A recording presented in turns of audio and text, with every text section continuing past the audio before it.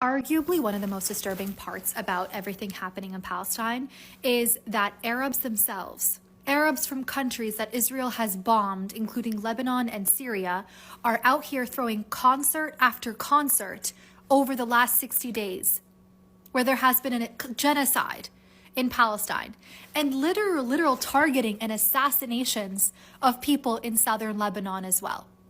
Nancy Ajram is from Lebanon. She's out here holding concerts in Saudi Arabia. Take it in, Saudi Arabia.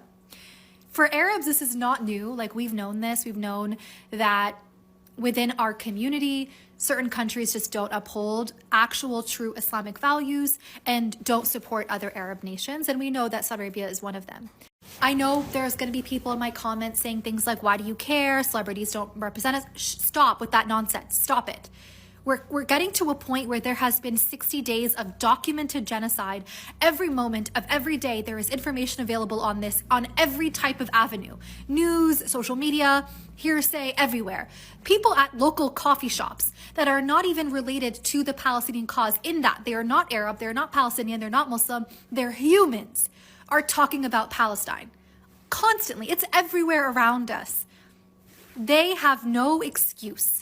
Whenever somebody criticizes Saudi Arabia and the UAE again, do not talk down on them. Remember these moments. Do not tell them they're being silly or overplaying it. 60 days and these countries have done nothing.